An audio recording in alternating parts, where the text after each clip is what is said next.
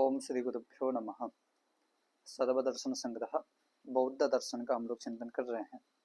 यहाँ पर सर्वम क्षणिकम क्षणिकम इस सिद्धांत का पूरा निरूपण हम लोगों ने किया।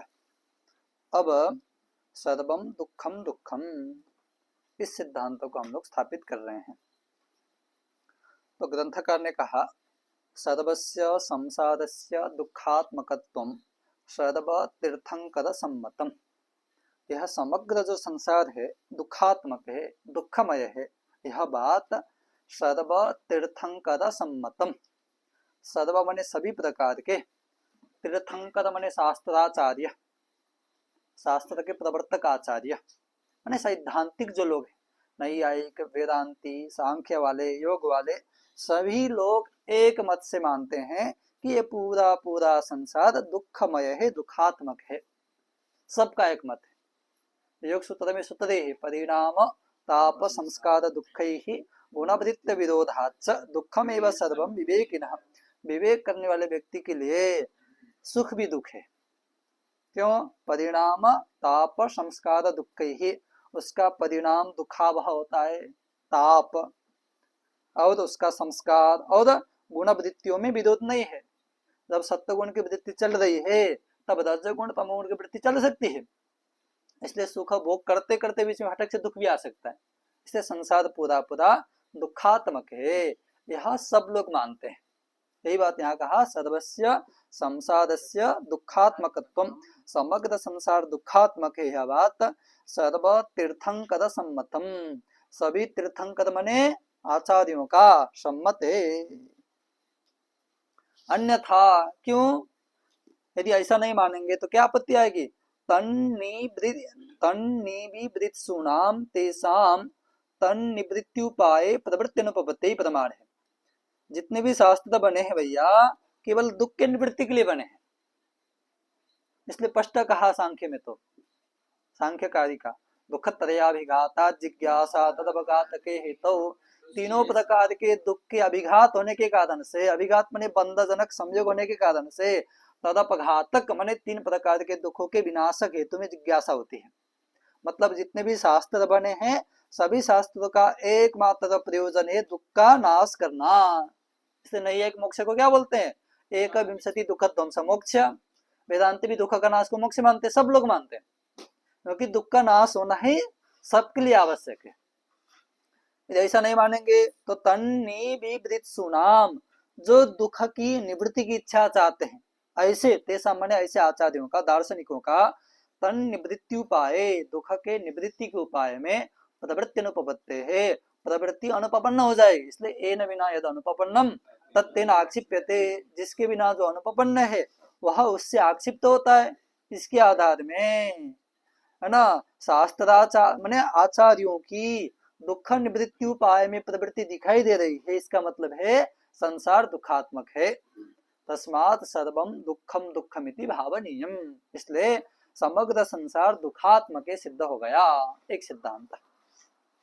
ननु किंबत इति पृष्ठे दृष्टांत कथन यदि चेत, ठीक है, आपने कहा संसार दुखात्मक है, कैसे, किसके तरह दृष्टांत बताइए। ननु प्रश्न किंबत, किसके तरह दुखावह है, इति पृष्ठे, ऐसा बोलने पर, ऐसा प्रश्न होने पर दृष्टांत कथनीय, कुछ दृष्टांत देना पड़ेगा। इति चेतमैवम, नहीं दे सकते हम लोग दृष्टांत। क्या कह रहे हैं? हम लोग कोई दृष्टांत दे नहीं सकते हैं। क्यों?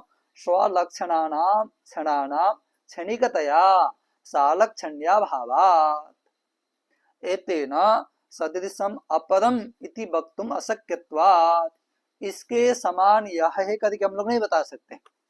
बौद्ध दर्शन के आधार में इसके समान यह है करके समझाया नहीं जा सकता। क्यों? क्योंकि जो पदार्थ हैं स्वलक्षण है। बौद्ध दर्शन में जितने भी पदार्थ है सब कैसे हैं? स्वलक्षण। स्वलक्षण का मतलब होता है स्वयं ही ज्ञात होने वाले। जैसे न्याय में घटत्व का, घट का निरूपण घटत्व के द्वारा होता है। जहां पर घटत्व रहेगा वो घट है, तो घटत्व रूपी सामान्य के द्वारा घट का निरूपण किया जाता है। पटत्व रूपी सामान्य के द्वारा पट का निरूपण किया जाता है। इसलिए घट घटत्व लक्षण है, घटत्व के द्वारा लक्षित होने वाला है। पट पटत्व लक्षण है, परंतु हमारे यहाँ घटत्व पटत्व आदि जातियां नहीं माने गए हैं, क्योंकि जाति का लक्षण क्या है, नित्यत्व सती अनेक संवेदत्व, तो नित्य कहा देगा घटत्व। कल ही हमने सिद्ध किया घटत्व नित्य हो नहीं सकता करके हमने पूरा सामान्य का खंडन कर दिया था। इसलिए घटपट आदि क्या है, अपने ही घट अपने ही स्वरूप के द्वारा भाषित होता है, घट के भान करने के लिए घटत्व की आवश्यकता नहीं है। इसका नाम है स्वलक्षण, माने अपने असाधारण स्वरूप के द्वारा ही पदार्थों का ज्ञान होता है। पदार्थों के ज्ञान करने के लिए अनुगत साधारण धर्म की आवश्यकता नहीं है। जैसे नैयायिक मानते हैं घट के ज्ञान के लिए सभी घट में अनुगत घटत्व रूपी साधारण धर्म चाहिए, इस प्रकार से बौद्ध लोग मानते नहीं। इसलिए जो मानेंगे वो सामान्य लक्षण हो गए। क्या हुआ घटत्व, घट जो है घटत्व रूपी सामान्य के द्वारा लक्षित होता है, ज्ञात होता है। इसलिए न्याय के मत में घट क्या है, सामान्य लक्षण है, माने वहां रहने वाले धर्म के द्वारा ज्ञात होने वाला है। परंतु हम लोग सामान्य को नहीं मानते। घट का ज्ञान कैसे होगा, अपने से हो जाएगा, माने अपने असाधारण रूप के द्वारा स्वयं घट का ज्ञान हो जाएगा। घट के ज्ञान के लिए समग्र घट में रहने वाले साधारण धर्म घटत्व मानने की आवश्यकता नहीं है। इसका नाम स्वलक्षण। ठीक, तो स्वलक्षणानाम क्षणानाम, स्वलक्षण माने अपने असाधारण रूप के द्वारा लक्षित होने वाले, स्वेन असाधारणेन रूपेण लक्ष्यन्ते न तो सामान्येन एते स्वलक्षणाः। क्यों, साधारण रूपा भावात, साधारण रूप न होने के कारण से इस प्रकार जो क्षण माने पदार्थ हैं, क्षणिक पदार्थ है, उन पदार्थों का क्षणिकतया क्षणिक होने के कारण से सालक्षण्य भावे न, सालक्षण्य नहीं है वहां पर। जब पदार्थ क्षणिक है तो दो पदार्थ एक काल में रहेंगे तब इसके समान यह करके बोल पाएंगे। हर एक पदार्थ एक क्षण में उत्पन्न होकर नष्ट हो जाते हैं, तो इसके समान यह करके ऐसे बता पाएंगे आप? समझ में आया? क्योंकि यदि घटत्व आदि तथा घट का ज्ञात होता तो जैसे यहाँ घटत्व है ऐसे यहाँ भी घटत्व करके समझा सकते थे आप। हम लोग घटत्व को नहीं मानते, घटपट आदि सबका ज्ञान स्वयं होता है, और घटपट सब क्या क्षणिक है, सब क्षणिक है। घट का सलक्षण माने घट का समान लक्षण वाला, घट में जिस प्रकार का, एक घट में जिस प्रकार का असाधारण धर्म है उसी प्रकार का असाधारण स्वरूप वाला दूसरा घट नहीं है। एक घट से दूसरे घट में कुछ ना कुछ तो भेद होता ही है ना। ए टू जेड पूरा पूरा मिलने वाला दो घट कभी हो नहीं सकते।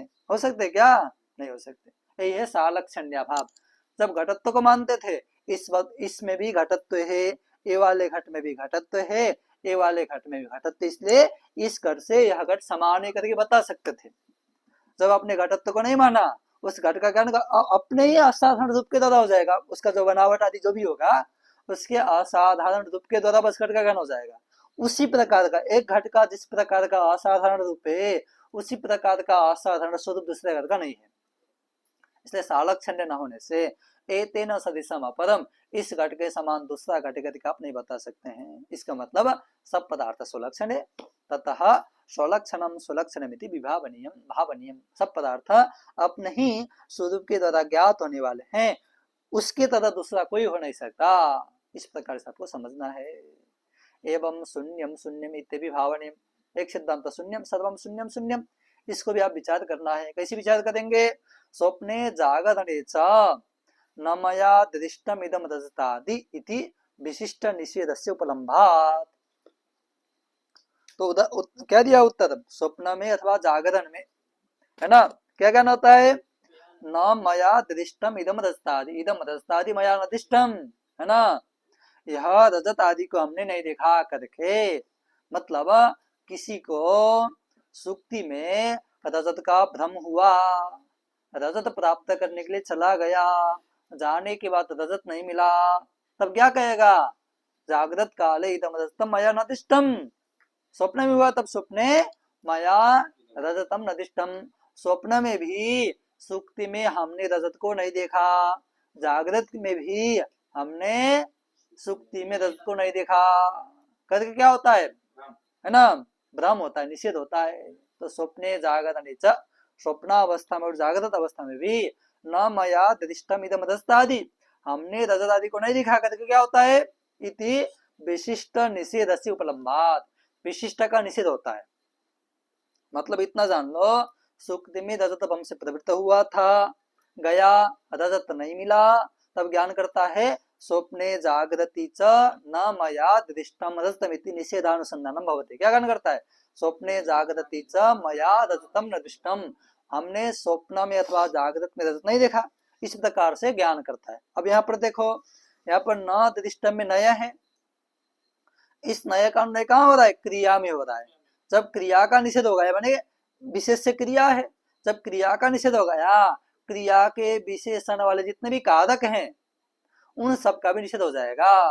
क्यों? क्रिया का कारक में अन्य होता, अच्छा, कारकों का क्रिया में अन्य होता है, कारकों का अन्य कहाँ होता है? क्रिया में। तो जब कारकान्वित क्रिया का निषेध हो, कारकान्वित क्रिया में नए का अन्य होता है, नए माने नए अर्थ का अन्य होता है, न दृष्ट में नए का अर्थ या नहीं, उसका अन्य कहाँ होता है? कारक का जिस क्रिया में अन्य होता है उसी प्रकार के क्रिया में नए अर्थ का अन्य होता है। कारकाद्यन्वित क्रियाया नयर्थान्वय ना, जब क्रिया का निषेध हो गया, तब जब क्रिया है ही नहीं, उस क्रिया में जितने अन्वित होते थे उन सब का निषेध हो जाएगा। जैसे एक घर में 10 लोग रहते थे, उसी घर को तुम जला दोगे, खत्म कर दोगे, तो घर में रहने वाले लोग रहेंगे? इसी प्रकार से कारकों का अन्वय कहाँ होता था? क्रिया में। जब क्रिया में नर्थान्वय किया, मैंने निषेध कर दिया क्रिया का ही, उस क्रिया में अन्वित कारक आदि कुछ भी नहीं रहेंगे, सब शून्य हो गए। तब युक्ति यही है बस, यहाँ समझ में आई युक्ति? अर्जुन जी क्या युक्ति दिया है ना? आपने वाक्य प्रयोग किया, स्वप्ने जागृति च मया रजतम न दृष्टम, हमने स्वप्न अथवा जागृत में रजत को नहीं देखा। यहाँ पर नया का अभाव है, उसका अन्य क्या करना है? क्रिया में करना है। कौन में? दर्शन क्रिया में, दर्शनाभाव। उसी क्रिया में कारक का अन्य होता था, तो कारकान्वित क्रिया में नयर्था का अन्य करते हैं। अब इतना हो गया, और आपने क्या किया? निषेध कर दिया ना के द्वारा, मैंने पहले उस क्रिया में कारक का अन्य होता था, आपने क्रिया का निषेध कर दिया। पहले उस घर में आदमी रहते थे, आपने उसी घर को जला दिया, घर के अंदर के आदमी रहेंगे?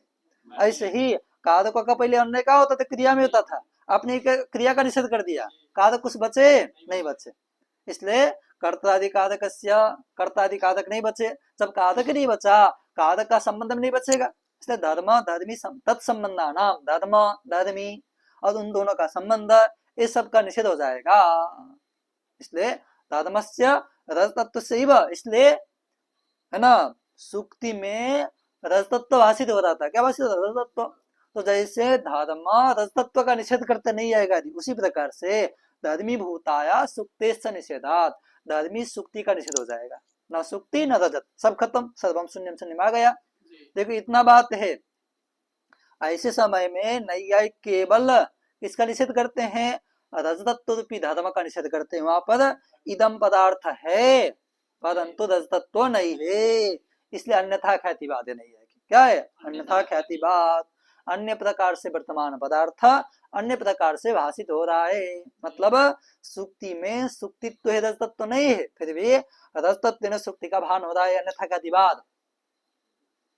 परंतु हम लोग क्या अख्यातिवादी हैं, हम लोगों ने बौद्ध क्या है? अख्यातिवाद। इसलिए ख्याति है ही नहीं, क्या भ्रम होता ही नहीं शून्यवादी मत में। इसलिए जब रजतत्व का निषेध हो जाएगा, रजतत्व के तथा इदम अंश का दोनों का निषेध हो जाएगा, न रजतत्व बचेगा न सुक्ति बचेगा, कुछ भी नहीं बचे। इसी प्रकार से पता लगा दो, इसी प्रकार से संसार में कुछ भी नहीं है, सब कुछ शून्य है। इसी को कहा विशिष्ट निषेध से। विशिष्ट माने क्रिया विशिष्ट का निषेध होता है, केवल क्रिया का निषेध नहीं होता है, क्रिया विशिष्ट कारक का निषेध हो जाएगा, तब धर्म धर्मी कुछ नहीं रहेगा, सब कुछ खत्म हो जाएगा, सब कुछ शून्य सिद्ध हो जाएगा। इसी का और नैयायिक के प्रश्न उठा के उत्तर दे रहे हैं। यदि दृष्टम सत्य तदा तद विशिष्टस्य दर्शनस्य इदंतायाः अधिष्ठानस्य च तस्मिन् अध्यस्तस्य रजतत्वादेः तत्संबंधस्य च समवायादेः सत्वं स्यात्।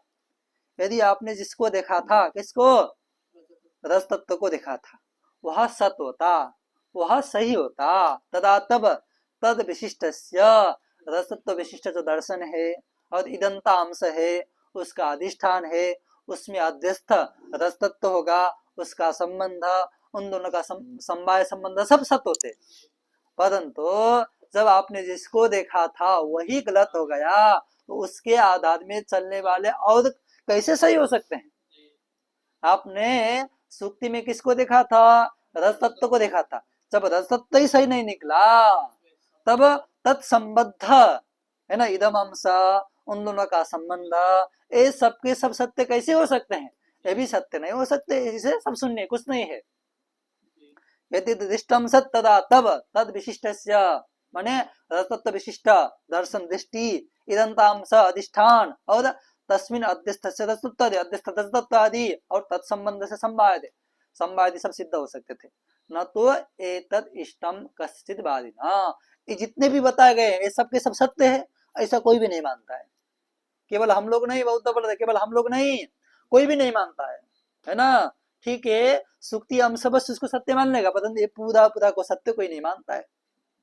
नहीं भी क्या मानते हैं? सुक्ति को सत्य मानते हैं, परंतु सुक्ति का और रज तत्व का जो संवाद संबंध भाषित हो रहा था वो सत्य है क्या? नहीं है। जब वो सत्य नहीं, उसके तरह भी है तुल्य भी सत्य नहीं है, इसलिए कुछ भी सत्य नहीं है। सर्वम शून्यम शून्यम, क्योंकि न अर्ध जगतीयम उचितम, आधा इधर वाले पक्ष में जाना, आधा उधर वाले, माने आधा को निषेध करना, आधा को बचा के रखना, है बात, इसका नाम अर्ध जगतीय।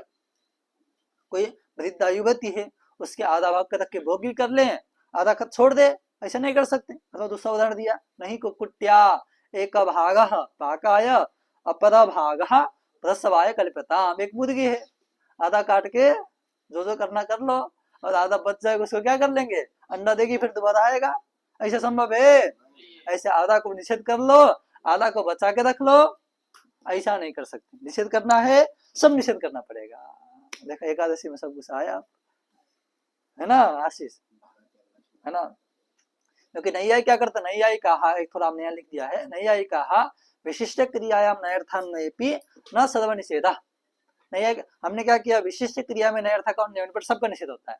नैयायिक ने समझाने का प्रयास किया, देखो नहीं होता ऐसा।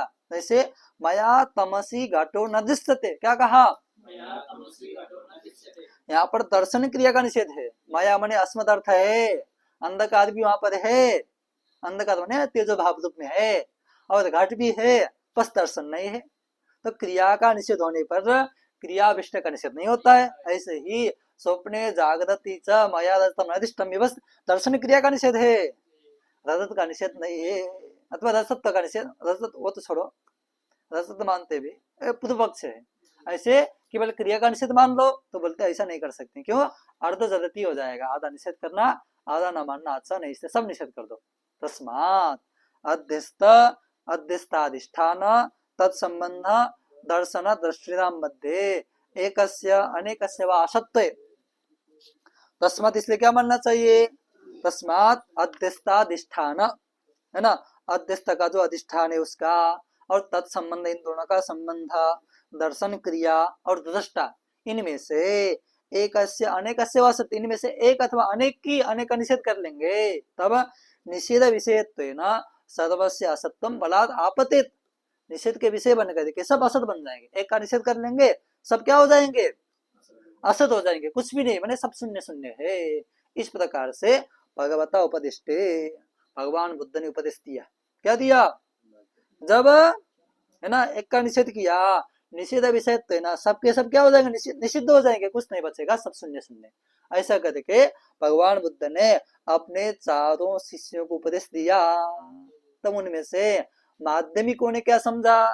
पहले कहा था ना, उपदेष्टा एक ही थे, फिर भी बुद्धि के, है ना, ज्ञाताओं के बुद्धि के वजह से चार सिद्धांत आए, तो उपदेश यही दिया, बस भगवान बुद्ध ने इतना उपदेश दिया।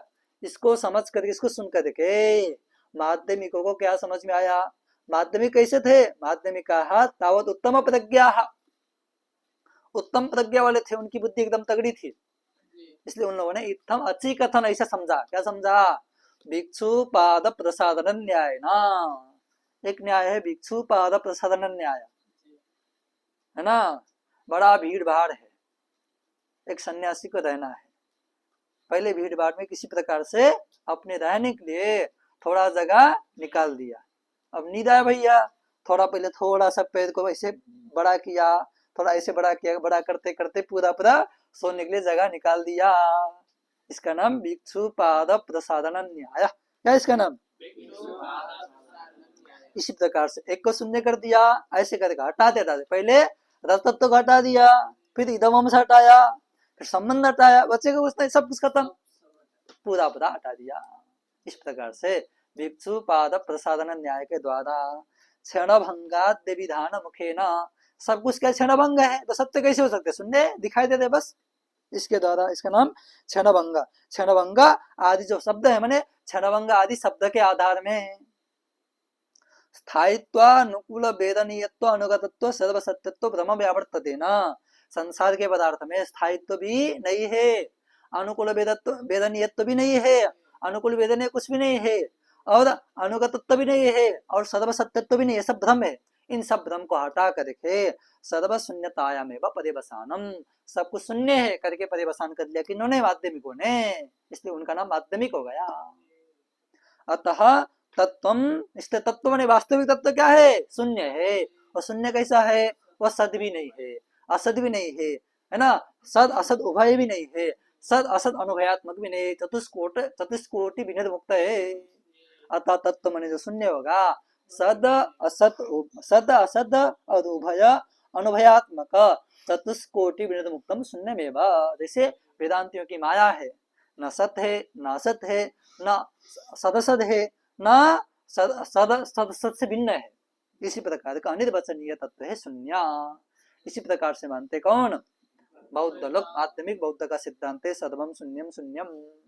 ठीक, तथा इसी को कहा होता, यदि घटादेः सत्वं स्वभावः तर्हि कारक व्यापार वैयर्थ्यम।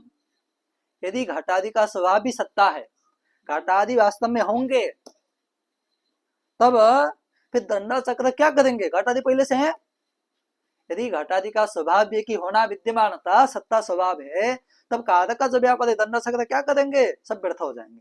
इसलिए घटादि का स्वभाव सत्य आप नहीं बोल सकते, क्या मानना पड़ेगा? असत मानना पड़ेगा। जब घटादि का स्वभाव है ही नहीं, तब कारक व्यापार क्या करेगा? इसलिए घटादि का यदि सत स्वभाव मानेंगे, तभी कारक सब व्यर्थ हो जाएंगे। कारक माने दंड चक्र आदि व्यर्थ हो जाएंगे। यदि घटादि को असत मानेंगे, तभी दंड चक्र व्यर्थ हो जाएंगे। ये भैया, यदि घटादि का स्वभाव भी एक सत पदार्थ है, पहले से है, दंड चक्र क्या करेगा? व्यर्थ हो जाएंगे। इसलिए घटादि को सत नहीं मान सकते हैं।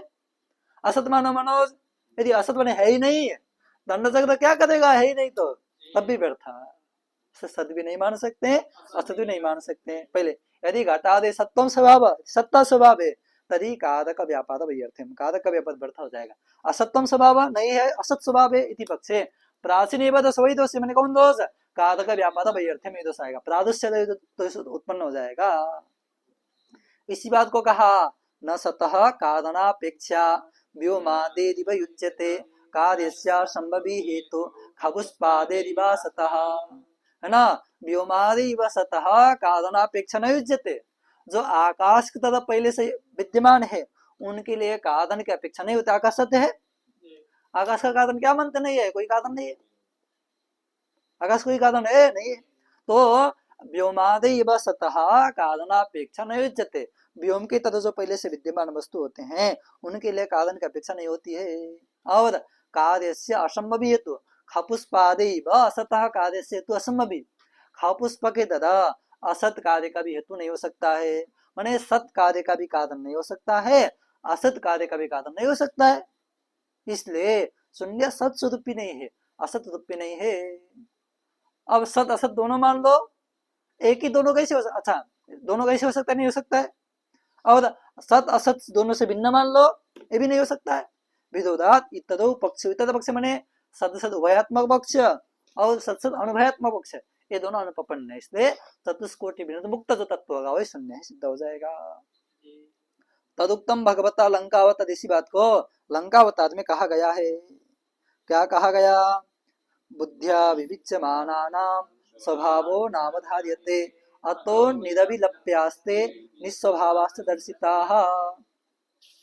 बुद्ध्या विविच्यमानां, बुद्धि के द्वारा यदि विचार करने लग जाएंगे तब पदार्थों का स्वभाव न अवधार्यते, स्वभाव का अवधारण नहीं किया जा सकता। ऐसा सत स्वभाव भी नहीं बता सकते, असत भी नहीं बता सकते, सत असत उभय भी नहीं बता सकते, सत असत अनुभव भी नहीं बता सकते।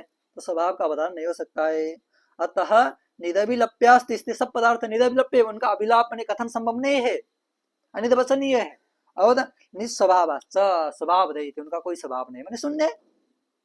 स्वभाव करके चार कहा अर्जुन जी, सत्य असत, सत असत उभय, सत सत असत अनुभय, ये चारों प्रकार का स्वभाव संसार के पदार्थ में नहीं है, इसलिए सब शून्य स्वरूप है। ये सिद्ध हो गया। इदम, और भी है, इदम वस्तु बलायातम यद वदन्ति विपस्सितः यथा यथार्थः चिन्त्यन्ते विसिद्यन्ते तथा तथा, है ना। विपस्सितः इदम वस्तु बलायातम इति यद वदन्ति, विद्वान लोग क्या बोलते हैं, इदम माने यह, वस्तु बलायातम माने वस्तु, यह वस्तु बल के द्वारा आया है, किसी प्रकार से उत्पन्न हुआ है करके जो बोलते हैं, वह यथा यथार्था चिंत्यन्ते, जब जब अर्थ का चिंतन करने लग जाएंगे तब तक विसिद्यन्ते, खत्म हो जाएंगे, क्योंकि क्षणिक है। जब तक, जब उत्पन्न हो गया, उत्पन्न होने के एक क्षण की बात ज्ञान करोगे ना तुम, जब तक ज्ञान करोगे तब तक वस्तु है। इसलिए जब जब अर्थ का चिंतन करेंगे, ज्ञान करेंगे, तब तक वस्तु का खत्म, नाश हो जाएगा, वस्तु रहेंगे नहीं, किसका ज्ञान करेंगे तुम। ये भैया कार्य के लिए कारण पहले होना पड़ेगा ना, तो पदार्थ के ज्ञान के लिए पदार्थ चाहिए नहीं चाहिए मनोज। तो प्रथम क्षण में पदार्थ उत्पन्न होगा, द्वितीय क्षण में ज्ञान होगा। द्वितीय क्षण में ज्ञान कब होगा, जब पदार्थ रहेगा तब ज्ञान होगा, जब पदार्थ है ही नहीं ज्ञान कैसे करेंगे। इससे शून्य है परमार्थ रूप में, ये सिद्ध हो गया। इसलिए न क्वचित अभी पक्ष भी, किसी पक्ष में, सत असत आदि किसी पक्ष में भी पदार्थ की सत्ता संभव नहीं है, इसलिए सब कुछ शून्य है, सिद्ध हो गया। अब प्रश्न आएगा जी सब कुछ शून्य है, अयम घट अयम पट विभाग करते नहीं करते, कैसे होगा, घट शून्यम बोलो, वो भी नहीं बोल सकते क्योंकि क्षणिक है, कैसे बोलेंगे, है ना। शून्य तो प्रकार विवाद नहीं हो पाएगा, तो कहेंगे दृष्टार्थ विभाग स्वप्न विभावत समृत्या संगच्छते। स्वप्न में विवाद करते नहीं करते है क्या, वस्तु नहीं है, फिर करते हैं क्यों, समृद्धि के, समृद्धि मैंने अविद्या, मैंने कल्पना मात्र, बस कल्पना मात्र है। वेदांती बोलते अविद्या शब्द, ये बोलेंगे समृद्धि।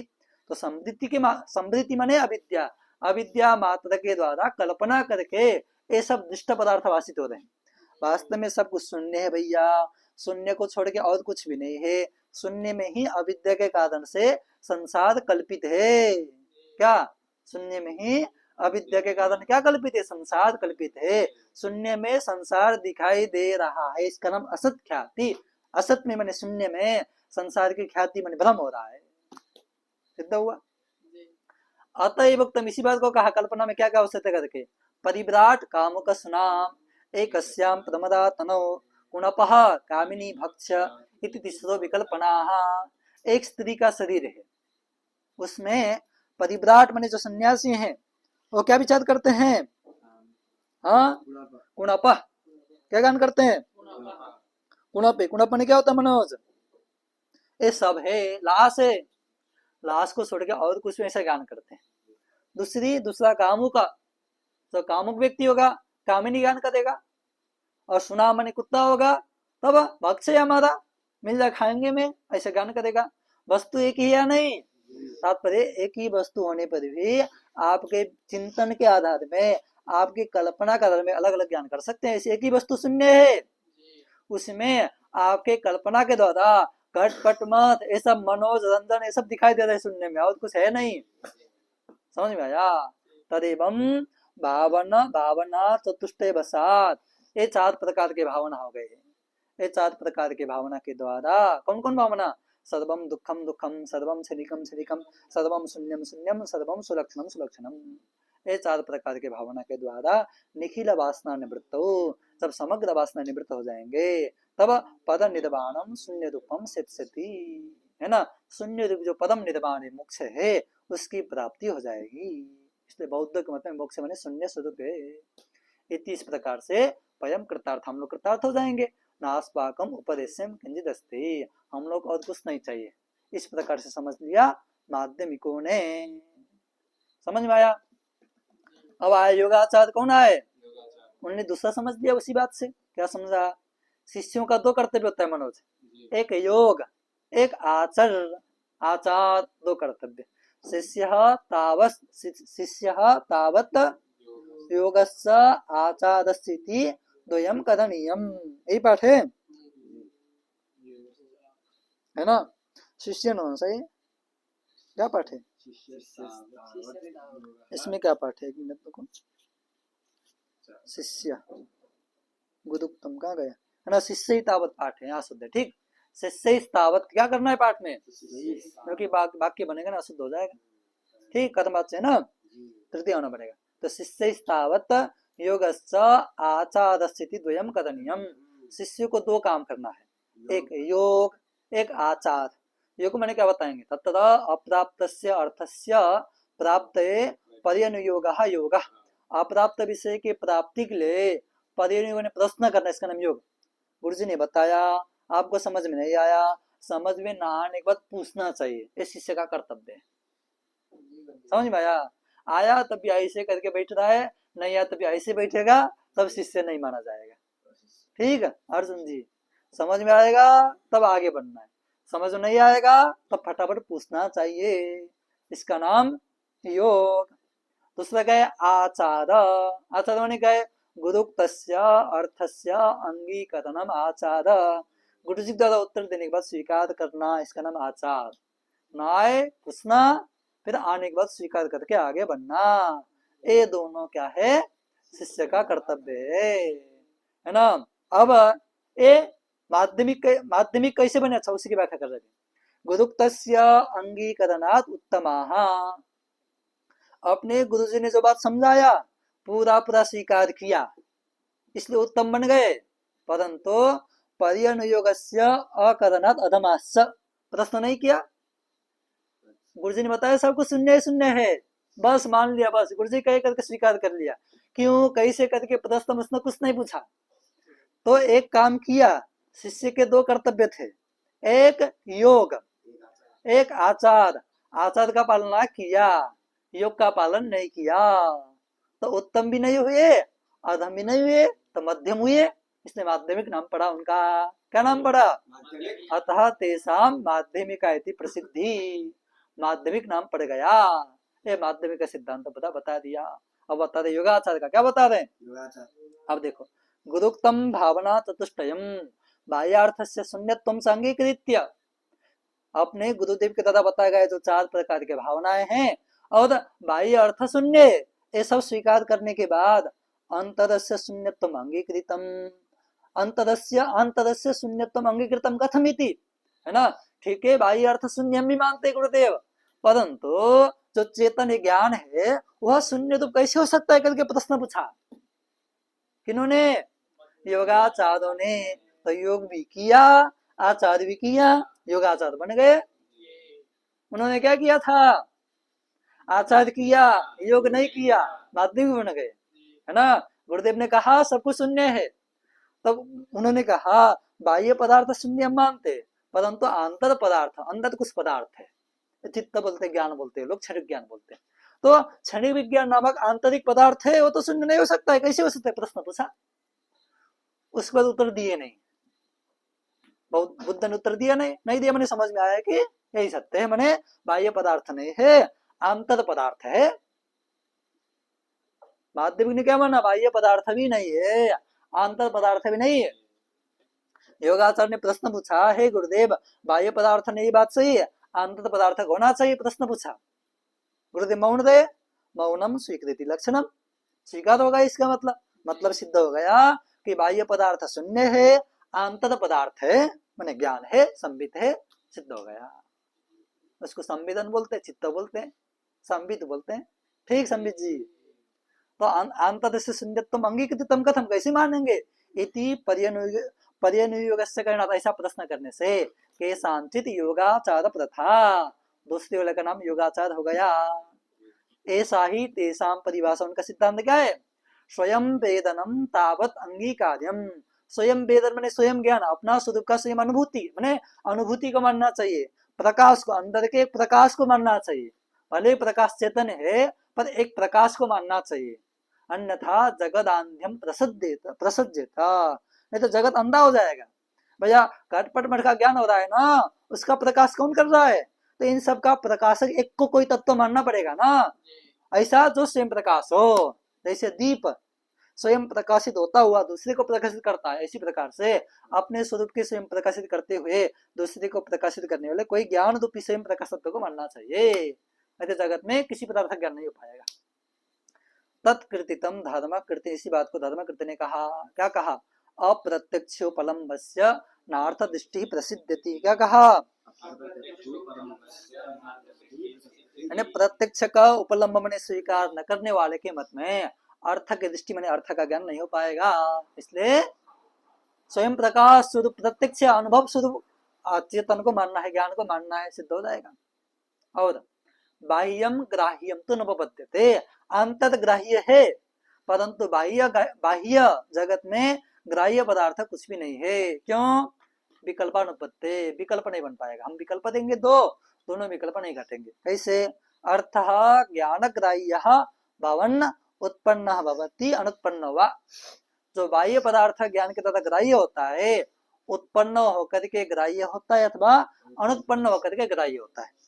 बाह्य पदार्थ ग्राह्य होता है और बाह्य पदार्थ उत्पन्न होकर के ग्राह्य होगा अथवा अनुत्पन्न होकर ग्राह्य होगा। न पूर्वम, उत्पन्न होकर ग्राह्य नहीं हो सकता है। क्यों, उत्पन्न से स्थिति भावात, हम लोग का मत क्षणिक है, इसलिए उत्पन्न पदार्थ क्षणिक होने से द्वितीय क्षण में उसकी स्थिति रहेगी नहीं, जब रहेगा नहीं कैसे ज्ञान करेंगे। इसलिए उत्पन्न होकर के ग्राह्य नहीं बन पाएगा।